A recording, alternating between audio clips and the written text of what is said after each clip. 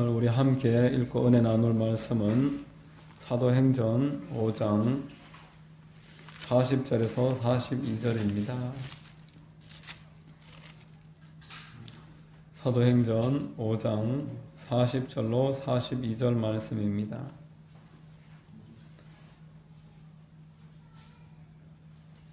제가 봉독해 드리겠습니다. 그들이 옳게 여겨 사도들을 불러들여 채찍질하며 예수의 이름으로 말하는 것을 금하고 놓으니 사도들은 그 이름을 위하여 능욕받는 일에 합당한 자로 여기심을 기뻐하면서 공회 앞을 떠나니라. 그들이 날마다 성전에 있든지 집에 있든지 예수는 그리스도라고 가르치기와 전도하기를 그치지 아니하니라. 아멘. 할렐루야.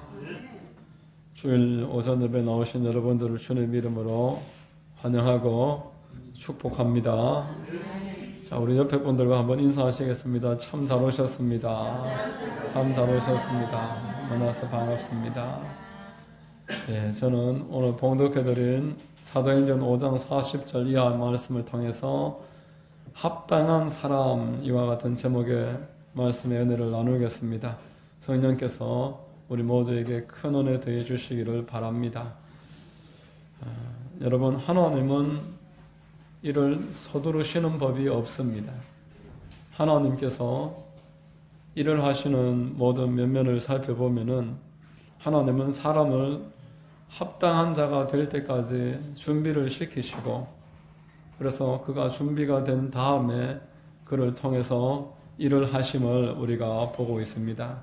하나님이 아직 준비가 되지 않은 미숙한 자를 통해서 영광을 받으실 때도 없었고, 예수님이 십자가에 못 박히실 그때에도, 또 예수님이 이 땅에 탄생하셨을 그때에도 모든 일이 때가 이름에, 오순절로 성령에 임하실 때도 때가 이름에, 때가 이르러서 하나님은 섭리를 하시고 당신의 영광을 친히 드러내시는 분이신 줄로 믿습니다. 여러분, 그러므로 우리 그리스도인들도 때를 기다릴 줄 알아야 되겠습니다.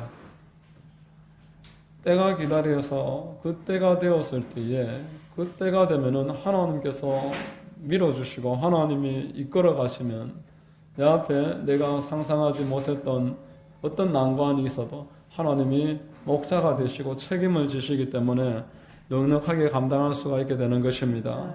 서두르고 또 내 힘으로 내가 앞장을 서서 하나님의 어떤 사인도 받지 못한 채 내 걸음으로 내 뜻대로 나서면은 언제나 실패를 합니다. 언제나 그 길에는 장애가 있고 방해가 있고 우리의 상상을 뛰어넘는 계획하지 못했던 일들이 나타난다는 것입니다. 그래서 우리는 먼저는 내가 합당한 자가 되도록 준비를 해야 되겠습니다. 합당한 자가 되기 위해서 나를 준비하고 이를 위해서 기도하고, 그리고 우리 교회에 합당한 자를 하나님이 세워주시도록 기다리면서 기도해야 되는 것입니다. 여러분, 하나님의 때는 그러므로 합당한 사람이 준비되는 때가 하나님의 때입니다. 사람이 하나님이 쓰시는 통로이기 때문에 그렇습니다. 그가 목사든 장로든 권사든 집사든 누구든 관여할 것 없이 직분으로 일하는 것이 아니라 하나님 앞에서 때가 완성이 되면은 그 때에 하나님의 영광이 임합니다. 여러분, 그래서 하나님은 사람을 준비하셨습니다. 당신의 제자들을 예수님은 공생의 기간 3년 동안에 준비를 하셨습니다. 합당치 않은 사람 수만 명이 있어도 아무런 일도 할 수 없기 때문에 그렇습니다. 비록 12명의 소수가 될지라도 이 소수가 제대로 준비가 돼서 하나님의 그 은혜를 깨닫고 예수 그리스도의 이 땅 오심과 부활하심과 승천하심과 모든 은혜를 확인을 하게 되면은, 그래서 그들이 성령 충만을 받은 다음에는 그들로 충분히 예루살렘을 변화시킬 수가 있고, 또 온 세상 땅끝까지 복음 전하는 데에 전혀 부족함이 없기 때문에 우리 주님께서는 공생의 기간 동안에 이 12사람의 사람을 준비하는 일에 전력을 기울이시면서 동고동락을 하셨던 것입니다. 여러분, 이로써 지금도 우리는 명확한 두 가지의 기도 제목을 얻습니다. 하나님께 내가 준비되게 해달라고 기도하는 것입니다. 준비되지 않으면 아무리 시간이 지나도 아무 일이 일어나지 않습니다. 그리고 이 교회에 하나님께서 합당한 사람을 세워달라고 중보하시는 여러분들 되시기를 바랍니다. 여러분, 이렇게 하나님의 사람이 세워질 때에만 소망이 있습니다. 하나님은 사람을 통해서 일을 하시는 줄로 믿으시기를 주의 이름으로 축원합니다. 아브라함이 75세에 본토 친척 아비집을 떠났습니다. 그 나이에 그때까지 쌓아놨던 것을 내려놓고 떠났지만 바로 하나님께 합당한 사람이 된 게 아니었습니다. 그때부터 아브라함은 하나님 앞에 합당한 사람이 될 때까지 훈련을 받았습니다. 믿음의 사람으로 부름을 받았지만 아브라함의 생애에는 계속 실수가 뒤따랐고 하나님은 포기하지 아니하시고 이 아브라함 한 사람을 반듯하게 만들기 위해서 수십 년의 시간을 들여서 그를 결국 세우셨습니다. 여러분, 하나님의 때가 언제입니까? 아브라함의 예를 들어서 우리가 생각을 할 수 있는 것은 아브라함이 합당한 사람이 될 때 하나님의 시험의 때가 끝났었던 것입니다. 창세기 22장 9절에서 그 이하를 보면은 하나님이 그에게 일러주신 곳에 이른지라 이에 아브라함이 그곳에 제단을 쌓고 나무를 버려놓고 그의 아들 이삭을 결박하여 제단 나무 위에 놓고 손을 내밀어 칼을 잡고 그 아들을 잡으려 하니 야훼의 사자가 하늘로부터 그를 불러 이르시되 아브라함아 아브라함아 하시는지라 아브라함이 이르되 내가 여기 있나이다 하며 사자가 이르되 그 아이에게 내 손을 대지 말라 그에게 아무 일도 하지 말라 내가 내 아들 내 독자까지도 내게 아끼지 아니하였으니 내가 이제야 내가 하나님을 경외하는 줄을 아노라 이렇게 말씀했습니다. 아브라함의 나이 대략 120세가 될 이 무렵에 모리아 산으로 하나님이 그를 확인하기 위해서 부르셨습니다. 순종하는지 또 불순종하는지 하나님의 뜻을 따르는지 마는지 최종적으로 순종을 통해서 하나님이 확인을 하시는 것입니다. 지식적으로는 이미 다 아시죠. 지식으로 알지만 그의 순종을 확인하는 것까지가 하나님의 테스트이기 때문에 하나님은 아브라함을 이삭이 장성할 그때에서야 내가 너의 그 마음을 확인을 했노라 눈으로 확인을 했노라 말씀을 했습니다. 여러분, 하나님께서는 우리가 하나님을 정말 사랑하는 사람이 되기를 오늘도 기다리고 계십니다. 그래서 우리의 마음을 확인하기 위해서 우리에게 이런저런 시험 또한 허락을 하십니다. 내가 이 시험을 통과를 할 때에는 하나님께 순종해서 합당한 사람이 될 때, 그때가 때인 줄로 믿으시기를 바랍니다. 여러분, 요셉을 보십시오. 요셉의 시험이 언제 끝났습니까? 가뭄이 오고 흉년이 오고 그 7년의 환란이 왔을 때 요셉의 시험이 끝난 게 아니었습니다. 하나님이 그 가난과 흉년 가운데 사람이 없어서 부랴부랴 요셉을 그곳에서 건져내서 사용하신 게 아니었습니다. 하나님은 요셉이 계속 연단을 거치다가 최종적으로 그 마음에 내가 중심이 아니고 하나님이 중심이 된 때가 될 때까지 기다리셨습니다. 요셉을 불러내셨을 때에 바로 앞에 대면했을 때 요셉은 모든 게 하나님 앞에 있습니다라고 고백하는 사람이 되었음을 보여주고 있습니다.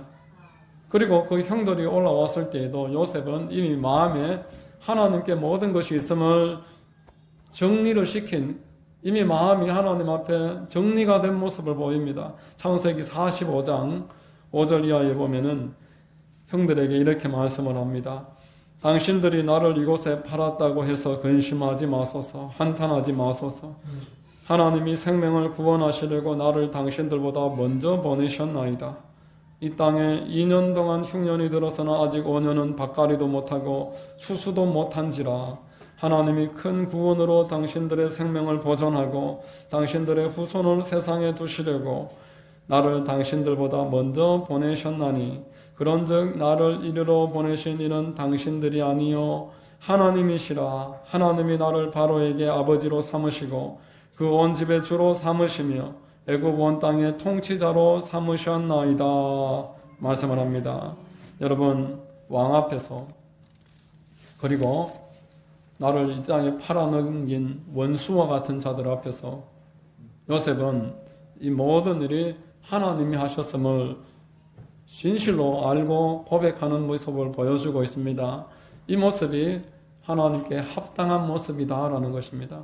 아브라함을 통해서는 순종하는 자의 모습을 통해서 하나님의 합당한 자의 훈련을 마친 모습을 보여주었고, 요셉을 통해서는 모든 일이 하나님의 주권에 속했음을 시인하는, 진실로 그것을 믿고 있는 모습이 훈련을 마친 모습이었습니다. 또 모세 빼놓을 수 없습니다. 여러분, 모세의 간증을 한번 생각해 보십시오. 모세가 얼마나 간증이 많은 사람입니까? 태어난 지 석 달 만에 법으로 자기를 죽일 수밖에 없는 법이 만들어지니 그 부모는 갈대 상자를 만들어서 역청을 칠하고 아이를 그 안에 넣고 나일강에 띄웠습니다.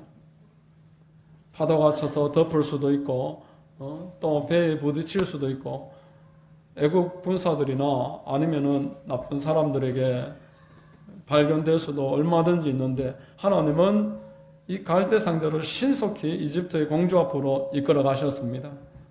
그리고 이 공주는 아버지가 이 애굽 사람들의 아들을 죽이려고 하는 걸 알면서도 그에게 대한 불쌍한 마음이 마음에 생겼습니다. 그래서 그의 양자가 되었습니다. 그리고 유모로 친어머니가 와서 그 젖을 먹였으니 그 두고두고의 간증거리가 아니겠습니까? 이렇게 간증이 있는 모세였지만 그가 하나님께 쓰임받기 위해서는 훈련을 받아야 했습니다. 그는 광야로 끌려갑니다. 이방인의 양떼를 치면서, 내 양이 아니고 하나님의 양도 아니고 이방인의 양떼를 치면서 그 앞을 알 수 없는 곳에서 연단을 받아야만 했습니다. 이 연단이 끝마친 다음에 하나님은 이 모세를 민족의 지도자로 사용을 했던 것입니다. 여러분, 오늘날 이 땅의 그리스도인들은 내 입으로 주를 시인하고 하나님 앞에 예배 자리에 참석하는 것으로 결코 충분하지 않습니다. 여러분, 하나님은 우리가 예배 자리에 참석하기 시작하고 입으로 이제 예수를 믿는다고 고백을 할 때에 이제 하나님을 믿는 사람으로서의 그 연단을 출발하십니다. 합당한 자가 되기로 마음을 정하고 하나님께 합당한 자로 내 스스로를 연단해 가는 것이 내가 이 땅에서 성도로서 살아가는 기간의 목적입니다. 하나님은 나를 이 땅에서 이제 그리스도인이 된 다음으로부터 합당한 자가 될 때까지 계속적으로 인도해 나가시는 것입니다. 만일 합당한 자가 되지 못했을 때에 환경이 아무리 좋아져도, 환경이 아무리 바뀌어도, 좋은 사람들이 아무리 많이 찾아와도 그것은 복이 되지 않습니다. 높은 곳에 올라가면은 더 크게 떨어질 뿐입니다. 나에게 지금 좋은 사람이 와도 그들이 다 오히려 나를 고통스럽게 할 뿐입니다. 환경이 바뀌어도 아무리 물질이 많아도 나를 타락하게 만들 뿐입니다. 여러분, 우리가 환경만 바뀌어서는 그 환경이 결코 복이 되지 않음을 깨달으시기를 주의 이름으로 축원합니다. 여러분, 환경은 우리를 바꾸지 못합니다. 예수님을 태우고 가던 나귀를 한번 생각해 보십시오. 나귀가 어느 날 예수님이 그 등에 타셨습니다. 예수님이 등에 타고 예루살렘으로 입성에 올라가 들어가는 데에 사람들이 막 환호성을 합니다. 앞에다가 이불을 깔아주고 자기 옷을 깔아주고 카페처럼 깔아주고 기특하다면서 쓰다듬어 주기도 하고 귀하게 쓰임받는구나 그러면서 먹을 것도 주고 온갖 칭찬을 듣습니다. 이 나귀가 이 환경이 갑자기 바뀌니까 막 어깨가 우쭐해졌습니다. 야, 이제 내가 드디어 이제 사람들이 알아보기 시작하는구나. 그러면서 오늘 이제 한번 가다가 개인기를 한번 발휘해 봐야 되겠다. 이런 오만한 생각이 들기 시작을 합니다. 그래서 개인기를 한번 부렸습니다. 나기에 특별 개인기를 내가 오늘 쇼를 한번 해줘야 되겠다. 이런 마음으로 개인기를 한번 부렸는데 뒤에 타고 계시던 예수님이 떨어지셨습니다. 내리셨습니다. 이놈 더 이상 못하겠다. 예수님이 그냥 걸어가시는 겁니다. 나기는 또 뭣도 모르고 계속 걸어가는데 갑자기 주변에 사람들이 하나둘 다 떠나기 시작합니다. 칭찬하던 사람도, 웃어주던 사람도, 쓰다듬고 먹을 거 주던 사람도 주변에 아무도 남아있지 않았습니다. 오히려 사람들이 채찍질하고 건방지다고 발로 차진 않으면 다행입니다. 내가 잘못을 했구나. 내가 예수님 때문에 이 복을 받았는데, 예수님이 이 모든 것을 주셨는데 예수님 떠나고 나니까 내가 지금 오히려 교만하게 사람들의 칭찬과 물질과 높여짐이 나를 오히려 이렇게 떨어뜨리고 내 복을 다 빼앗아가 버렸구나. 후회를 하기 시작하는 것입니다. 여러분, 우리의 모든 복이 예수님으로부터 오는 줄로 믿으시기를 바랍니다. 예수님이 없는 복은 복이 아닙니다. 여러분, 예수님이 없이 주어지는 복은 결코 복이 될 수가 없는 것입니다. 환경이 나를 망하게 만듭니다. 그 환경에 취해서 나는 영원히 멸망을 당하는 것입니다.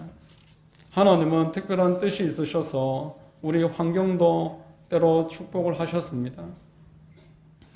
그래서 정치 지도자가 되기도 하고 경제계를 이끌어가는 대가로서 인정을 받기도 하고 또 교회가 커질 때도 있습니다. 그러나 합당하지 못한 자들이 결국 어떻게 됩니까? 거기에서 추락하는 것입니다. 정치의 그 정점의 자리에서, 경제의 정점의 자리에서, 교회에서 추락하는 것입니다. 많은 물질이 합당하지 못한 사람에게는 오히려 짐이 됩니다. 우상이 됩니다. 하나님보다 더 사랑하게 만드는 모든 것들은 나의 우상으로서 나를 망하게 만드는 것입니다. 여러분, 예수님보다 내가 더 사랑하는 모든 것들은 우상입니다.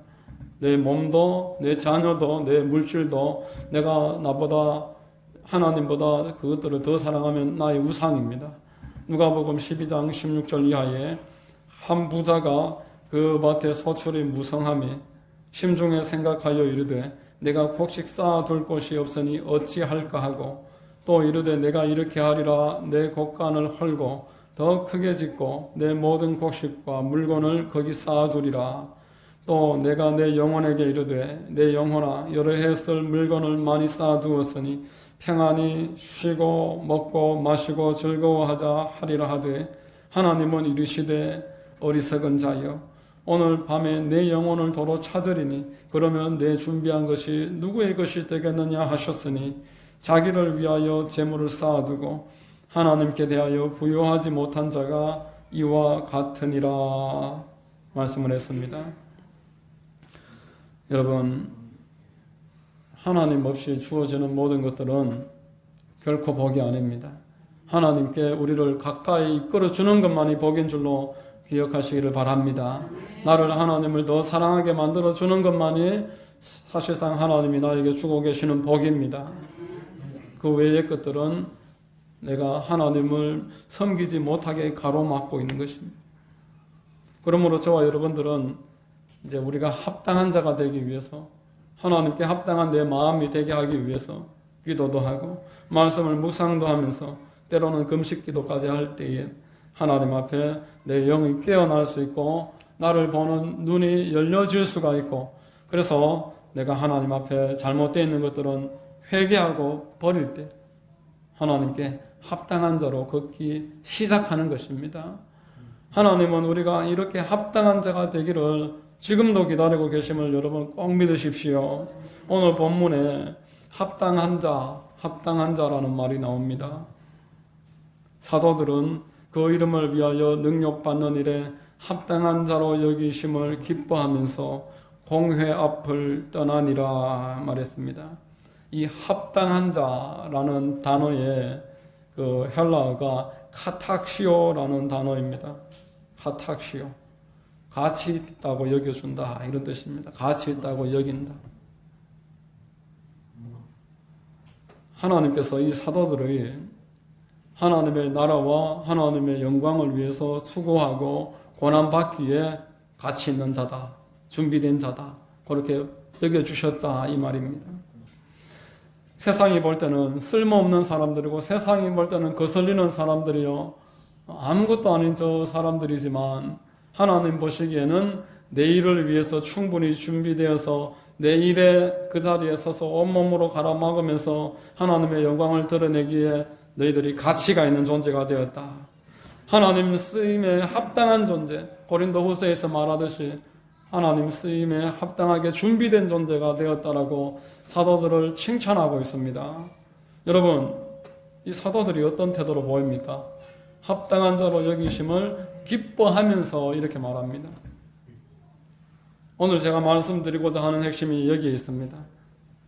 사도들은 하나님께 합당히 여김을 받는 것에 대해서 고난을 받는 것은 둘째 문제고 거기에 내가 합당한 자로 하나님께 택함 받았음을 기뻐했습니다. 저와 여러분들은 누구의 판단을 기뻐하고 계십니까? 우리의 기뻐함의 그 대상이 누구입니까? 하나님의 판단을 기뻐하고 계십니까? 아니면은 세상이 인정하고 이 세상 기준에 지금 나의 위치와 나의 이 가지고 있는 여러 가지 많은 세상의 것들이 나를 기쁘게 합니까? 다시 묻습니다. 하나님이 나를 기쁘시게 합니까? 세상이 나를 기쁘게 합니까? 갈라디아서 사도 바울의 표현대로 내가 하나님을 기쁘시게 하랴, 사람을 기쁘게 하랴. 사람을 기쁘게 하면은 나는 하나님의 종이 아니니라. 이렇게 말씀을 했습니다. 여러분, 오늘 우리 본문은 명확하게 말씀합니다.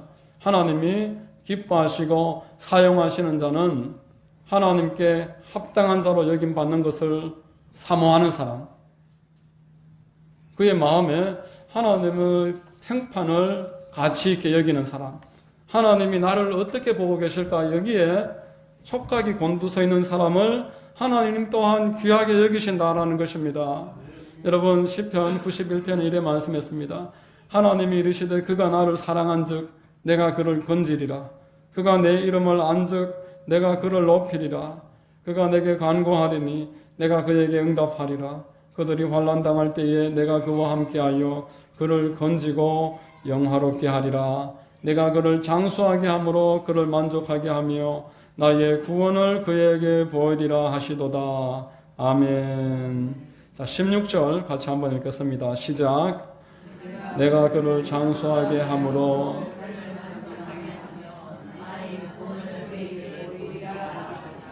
아멘.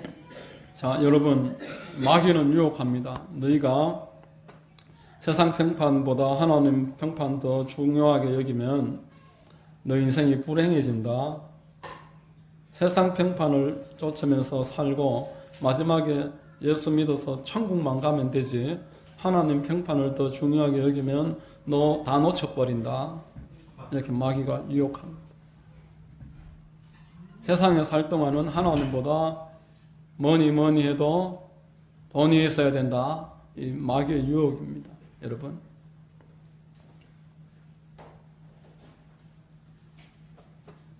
하나님은 뭐라고 거기에다가 대답하십니까? 너희가 나를 사랑한즉 내 이름을 안즉 내게 간구한즉 내가 너를 높여주고 장수를 주고 만족을 주리라, 구원을 주리라. 이렇게 말씀하시는 것입니다. 여러분, 행함이 있는 살아있는 믿음을 주님께서 가치 있게 여기십니다. 이방원의 하여가 부르듯이 이런들 어떠하리 저런들 어떠하리. 그러한 신앙은 하나님께 죽은 신앙입니다. 그 신앙은 하나님께서 가치 없다고 여기는 신앙입니다. 여러분, 사람들이 라면을 참 좋아하지요. 어제 뉴스에 보니까 라면이 생필품인데, 생필품 중에 대표적인 생필품인데 가격이 너무 많이 올랐다고 서민들이 여론이 안 좋다고 이렇게 뉴스를 봤습니다. 사람들이 라면을 참 좋아합니다. 라면의 장점이 간단하게 먹을 수 있고 저렴하다라는 장점이 있습니다. 뭐 비싸도 3,000원 안 하니까 식당에 가서도 5,000원이면 하면 먹으니까 간단하고 저렴해서 좋아합니다. 그런데 라면 한 그릇 먹으러 갔는데 라면 한 그릇 5만 원 하면 어떡하겠습니까? 라면 한 그릇 5만 원 하면은 내가 이게 아무리 맛있어도 가치 없다. 이거는 내가 받아들일 수 없다. 이 가치가 없다라는 것입니다. 하나님 보실 때 이렇게 가치가 있고 없고가 구분되는 줄로 믿으시기를 바랍니다.